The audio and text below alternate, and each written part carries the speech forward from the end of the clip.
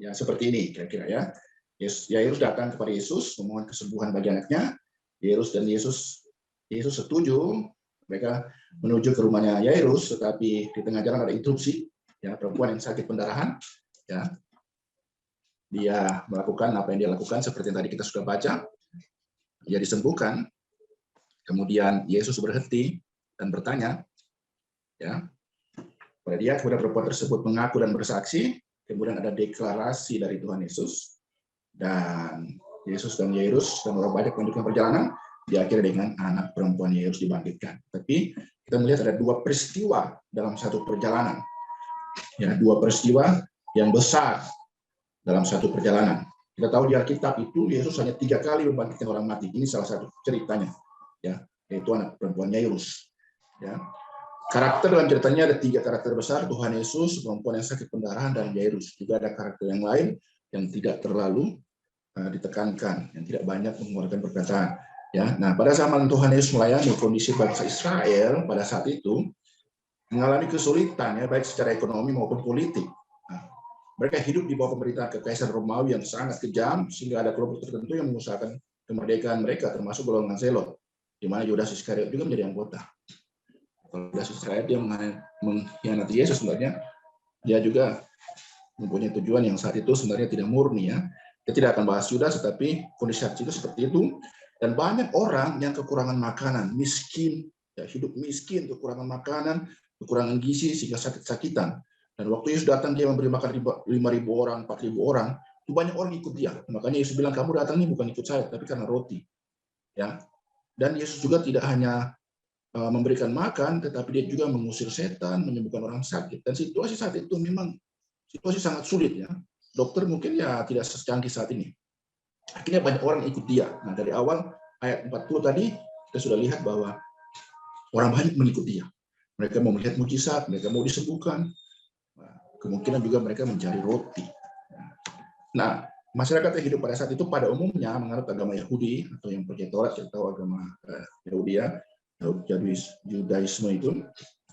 Dan perempuan tersebut yang datang menginterupsi perjalanan Yesus sudah sakit pendarahan selama 12 tahun, tidak berhasil disembuhkan oleh siapapun. Nah, Markus, jadi di Markus itu dia menjelaskan lebih detail bahwa dia sudah menghabiskan semua uangnya. Kenapa? 12 tahun dia berobat. 12 tahun dia berobat, sudah habis uangnya, namun tidak ada yang dapat menolongnya, saudara. Ya. Bahkan sakitnya bertambah parah. Itu laporan dari Markus. Lukas hanya mengambil kesimpulan tidak dapat disembuhkan oleh siapapun, tadi kita baca. Tapi Markus dia melaporkan bahwa tidak ada dokter yang bisa tolong dia. Ya. Dan sakitnya tambah parah, 12 tahun menderita lamanya. Nah, sakit pendarahan yang diderita oleh perempuan tersebut mengakibatkan dia dinyatakan najis secara seremonial. Jadi tidak boleh hadir di ibadah apapun, di sinagog atau di bait Allah. Ya, sinagog itu tempat-tempat ibadah yang kecil-kecil, sedangkan bait Allah itu yang senternya, pusatnya. Dan dia harus di karantina. Ya, dia dikucilkan karena Imamat 15 ayat 25 sampai dengan ayat yang ke-27 mengatakan siapa saja atau apa saja yang bersentuhan dengan seorang yang najis akan menjadi najis juga. Jadi dia tidak boleh beribadah di sinagog atau hadir di bait Allah atau hadir di tempat-tempat yang orang banyak ada. Nah, saudara bisa bayangkan bagaimana perasaannya saat itu selama 12 tahun dia hidup seperti ini. Ya, perempuan yang sakit perdarahan tersebut. Ya. Nah, sedangkan siapa itu Yairus? Ya, Yairus itu ternyata dia adalah pemimpin sinagog. Jadi dia kepala rumah ibadat. Kalau di bahasa aslinya itu kepala sinagog. Sinagoge. Nah, yaitu tempat beribadah orang Yahudi. Salah satu tugasnya justru memberitahukan kepada jemaat siapa saja yang najis. Jadi, ialah yang memberikan pengumuman kepada masyarakat bahwa perempuan ini sebenarnya dia najis secara seremonial. Dia tidak boleh bergabung, tidak boleh ada di tempat orang banyak. Nah, mengapa perempuan yang sakit pendarahan tersebut hanya menyentuh ujung jubah dari jubah Yesus? Kenapa dia tidak seperti Yairus datang tersungkur di depannya? Dan yang ketiga, nah, coba jawab, mengapa Yesus? seperti yang tadi telah dijelaskan bahwa wanita ini dia dinajikan, dia malu berbicara langsung dengan Yesus, namun dia punya iman, yang besar bahwa dengan menyentuh juga dari Yesus dia akan sembuh. Ketiga, silakan. Mengapa Yesus dia bertanya? Siapakah yang menjamah dia? Ya, saya izin mencoba menjawab pertanyaan nomor 3. Ini pertanyaan nomor 3 sungguh sangat menarik karena Yesus juga adalah bagian dari manusia sehingga ada perasaan manusiawi yang dia rasakan. Kalau pertanyaannya adalah mengapa Yesus bertanya siapa yang menjamah aku? Karena Yesus merasa bahwa ada sesuatu yang keluar yang disebut dengan kuasa itu. Namun ada dua hal yang saya tambahkan. Selain daripada Yesus merasa bahwa ada kuasa yang keluar di ayat yang ke-46, ada bagian yang kedua dan ketiga yang saya dapatkan adalah Yesus adalah manusia seperti mereka saat itu dan kita saat ini. Bagaimana Yesus merasa kaget sehingga dia bertanya siapa yang menjamah jubahku. Itu bagian yang kedua. Bagian yang ketiga adalah Yesus mengejar sebuah kejujuran. Siapa yang jamah saya? Siapa yang jamah jubahku? Sehingga Yesus saya melihat dari sudut Yesus mau tahu siapa yang bisa jujur dari bagian ini. Sehingga perempuan itu di ayatnya ke-47, perempuan itu datang ketika perempuan itu melihat bahwa perbuatannya itu ketahuan, ia datang dengan gemetar tersungkur di depannya dan menceritakan kepada orang banyak apa sebabnya ia menjamah dia dan bahwa ia ketika itu juga menjadi sembuh. Jadi Yesus mau supaya orang yang berbuat sesuatu harus berani atau harus jujur tentang apa yang diperbuat. Menurut saya bahwa dari sekian banyak orang yang datang pada saat itu, ada orang yang sangat membutuhkan Yesus. Yaitu iman dari perempuan ini yang membawa dia, meskipun dia merasa bahwa dia najis, tapi imannya itu menggerakkan dia untuk dia harus menjamah jubah Yesus. Perbedaan Yairus dan perempuan yang sakit pendarahan. Ini perbedaan. Pertama, Yairus adalah seorang pemimpin sinagoga. Tapi perempuan tersebut hanya masyarakat biasa saja, ya. Kemudian Yairus datang tersungkur di depan Yesus, perempuan tersebut diam-diam dari belakang. Ketika datang kepada Yesus sangat berbeda. Yang ketiga, Yairus membawa pergumulan anak yang sedang sakit, perempuan tersebut membawa dirinya sendiri yang sedang sakit. Oke. Bagaimana dengan persamaannya? Mereka sama-sama datang kepada Yesus. Ya. Kedua, mereka karena sama-sama membutuhkan pertolongan. Sekali lagi, perempuan tersebut untuk dirinya sendiri, sedangkan Yairus untuk anaknya, perempuan yang sedang sakit dan sakit sekarat, ya. Dan sama-sama menaruh percaya dan pengharapan hanya kepada Yesus. Timbul pertanyaan berikutnya, mengapa dia hanya menyentuh ujung jubah Yesus? Biasanya orang Yahudi mereka pakai jubah itu, ya, jubah ujung-ujungnya ini. Saudara lihat, ya. Tidak jubahnya secara keseluruhan. Kalau dia pegang, maka jubah ini juga akan menjadi najis. Orang-orang di sekitar dia, saudara lihat, dia tangannya juga ada memegang seseorang, akan menjadi najis. Tapi situasi mendorong dia, didorong oleh keadaan dirinya yang najis dan tidak boleh bersentuhan dengan siapapun, dan situasi 12 tahun dia menderita, saudara bayangkan, ya, malu, dia disingkirkan oleh orang, dan dia kalau kedapatan melanggar, dia bisa dirajam dengan batu atau dia bisa dikenakan hukuman, ya. Dia juga dalam keadaan takut, ya. Situasinya harapan terakhir, ya, harapan terakhir. Bayangkan semua dokter tidak bisa sembuhkan dia saat itu. Setelah dia habis segala-galanya, situasi bahkan semakin buruk, ya. Harapan terakhir, tentu saja dia stres dan dia dalam keadaan putus asa. Dan dia tidak pernah juga beribadah. Dia tidak pernah beribadah. Saudara, ya saya tidak tahu, ya, untuk orang zaman sekarang. Bayangkan kalau saudara 1 tahun tidak pernah masuk gereja, seperti apa rasanya? Kosong, kering, hambar, tidak ada pengharapan, tidak ada penguatan. Siapa yang bisa menghibur dia? Saya tidak tahu apakah dulu ada pelayanan konseling, tidak. Tetapi yang saya tahu, agama Yahudi mereka tidak melakukan yang namanya konseling dari rumah ke rumah. Jadi secara rohani dia kering, secara rohani dia sakit, dan secara jasmani. Saya ada sedikit bertanya di ayat yang ke-43 terkait dengan perempuan yang menjamah jubah ujung daripada Yesus ini. Nah, di sini menjelaskan 43, ada seorang perempuan yang sudah 12 tahun menderita pendarahan dan tidak berhasil. Artinya bahwa dia hanya menderita pendarahan. Tidak disebutkan bahwa dia ini perempuan berdosa atau dia perempuan apa dan lain sebagainya. Bagaimana menjelaskan sampai dia ini tidak sembahyang, tidak ibadah, itu dapat dari mana? Pokoknya supaya saya juga punya referensi tambahan. Di dalam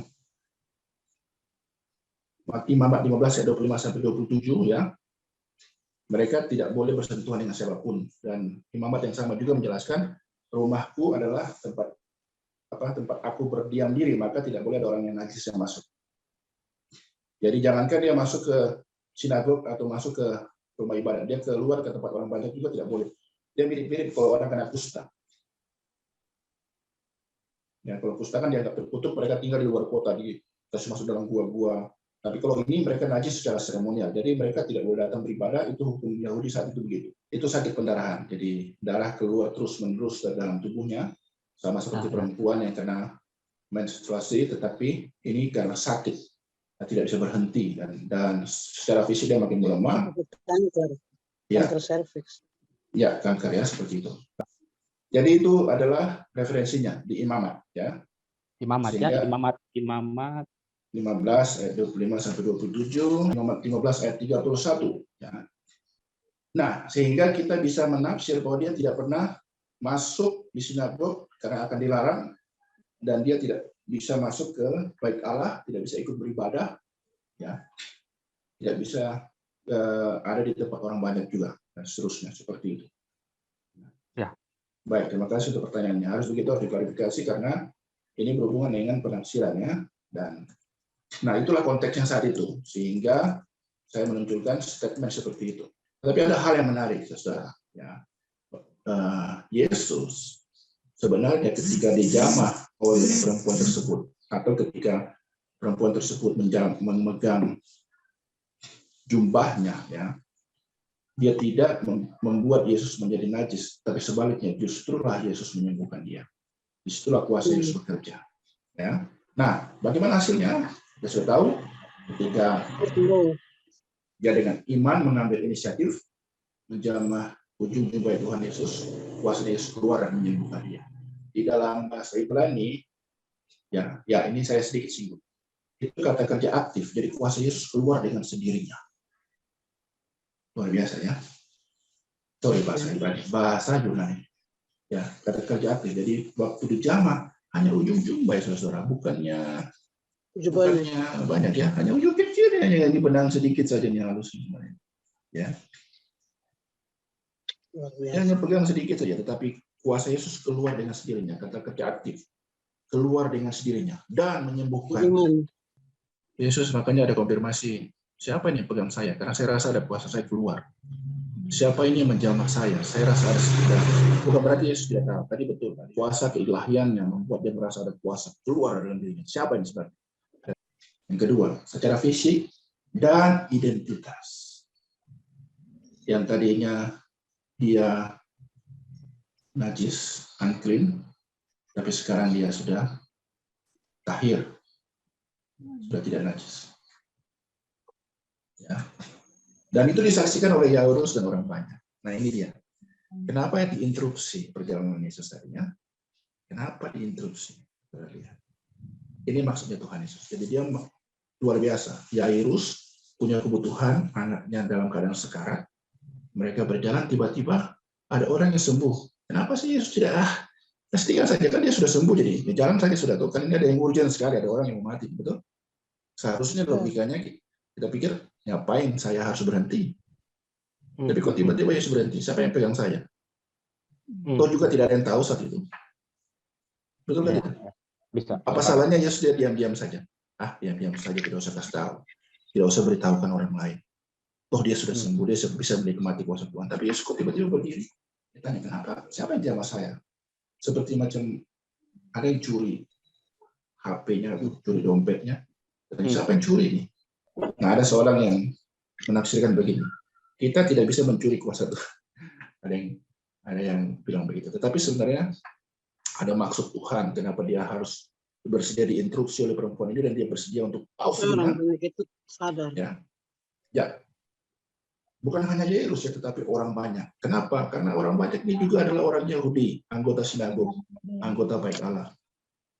Ini kayak macam pengumuman gitu, hei, sini, ini ada perempuan yang sudah 12 tahun menderita secara fisik dan juga secara mental. Secara spiritual, secara psikologi itu sangat tertekan. Tapi Yesus mau bilang begini loh, mari lihat ini, orang-orang yang kalian asingkan, orang-orang yang kalian menganggap hina, menganggap dia najis, lihat apa yang terjadi, dan dia harus bersaksi.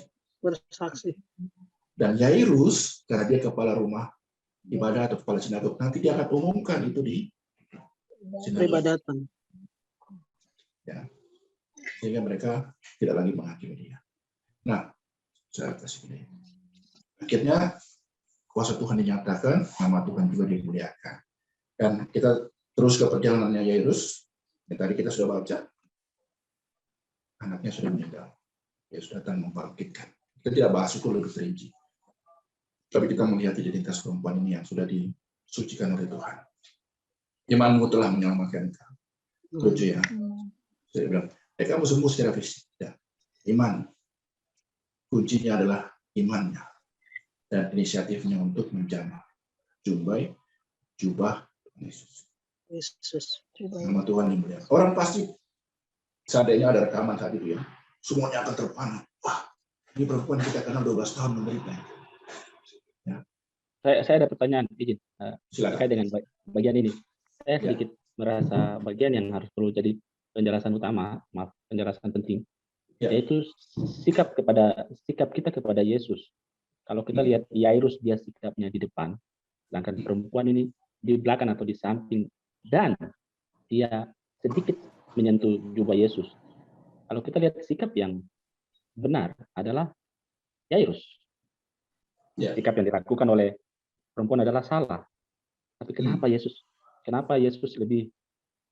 bisa berhenti? Tadi penjelasan yang tadi itu bisalah masuk akal.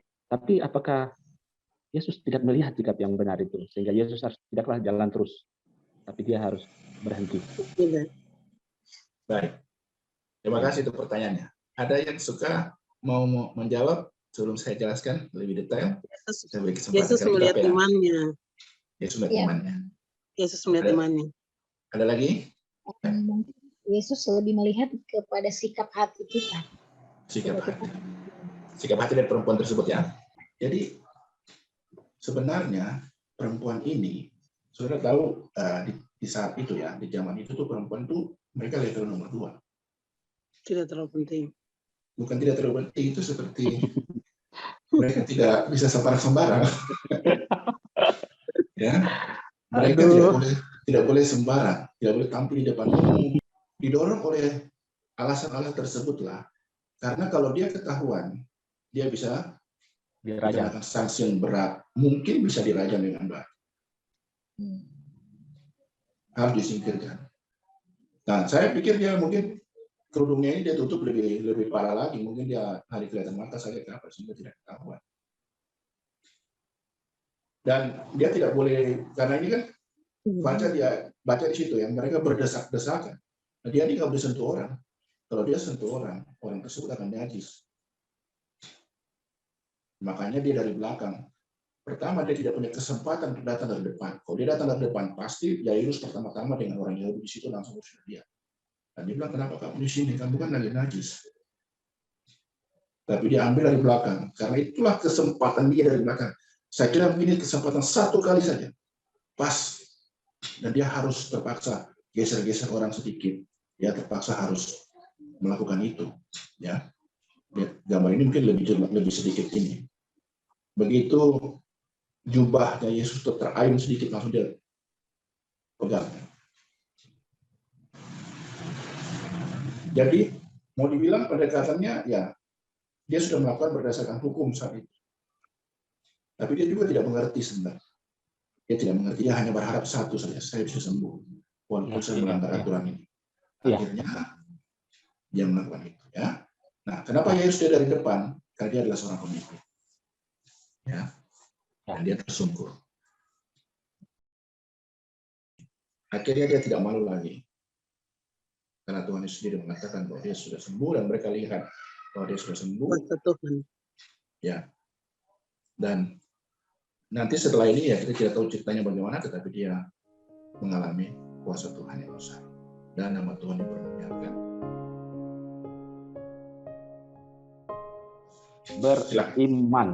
Beriman. Berani ambil tindakan, keputusan. Ya, kalau saya sama beriman dan percaya penuh pada Yesus.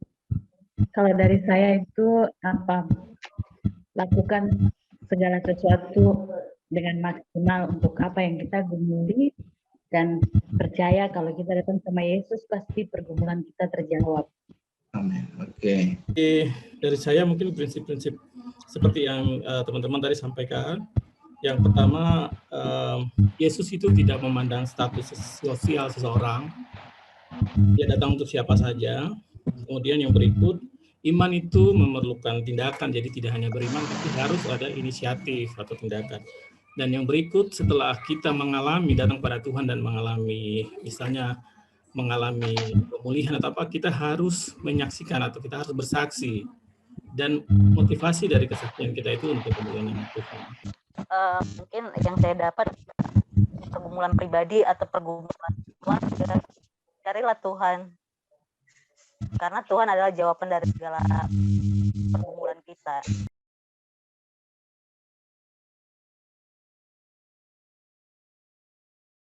Pertama, inisiatif ya, datang pada Yesus secara pribadi dengan iman.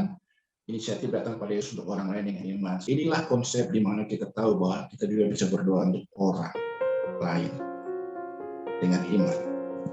Ya, mungkin ada keluarga, ada istri, suami, orang yang jauh dari kita dan mereka tidak mampu berdoa kepada Tuhan. Kita bisa menjadi wakil sama seperti Yesus.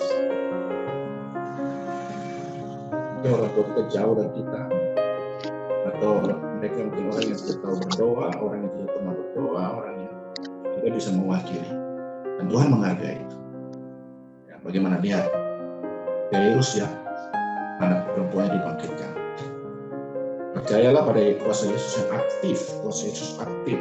Ketika kita melakukan iman, kuasa Yesus keluar untuk secara aktif menyembuhkan. Yakin Yesus tidak pernah berdoa. Bersyukurlah Yesus memberikan identitas yang rusak. Ingat, kesembuhan Yesus bukan hanya masalah fisik, bukan hanya masalah uang, bukan hanya masalah sifatnya sesuatu yang bisa menguntungkan kita, tetapi juga status. Ya, orang mungkin tidak menghargai, orang mungkin melihat hal yang buruk. Yesus memulihkan identitas yang rusak. Ya, apakah saat ini Bapak Ibu saudara-saudari sedang mengalami masalah sangat berat yang mungkin sudah bertahun-tahun namanya tidak kunjung bertolong ya. Fisik atau identitas ataupun non-fisik. Mungkin ada orang lain yang saudara juga sedang bergumul ya. Mungkin masalah keluarga atau ada orang yang saudara kasihi ya. Adakah sesuatu yang dapat saudara saksikan kepada orang lain tentang bagaimana Tuhan bekerja? Saudara renungkan dalam sikap merenung apakah mungkin ada masalah pribadi dengan diri sendiri atau lingkungan, dengan tempat kerja itu sangat rumit, mungkin itu jalan terakhir ya. Mungkin itu adalah hal yang bagi saudara tidak mungkin. Hal yang saya tahu juga zaman sekarang ini, kebanyakan ketika orang menghadapi masalah justru mereka datang kepada kuasa-kuasa lain, datang kepada dukun-dukun, datang kepada kuasa-kuasa kegelapan, ramalan-ramalan, tidak datang kepada Tuhan Yesus. Atau bagaimana dengan orang yang sedang saudara kenal, mungkin bergumul dan saudara tahu ikut bergumul bersama-sama. Atau sepanjang tahun ini atau tahun lalu ada sesuatu yang Tuhan buat, saudara belum menyaksikan kepada orang lain. Saudara bisa melihat kembali prinsip-prinsip ini, bukan hanya untuk diri sendiri, tapi kita juga bisa bergumul, kita bisa memiliki iman yang seperti Yairus, seorang pemimpin sinagog ya, tapi dia datang tersungkur di hadapan kaki Yesus, mohon kesembuhan bagi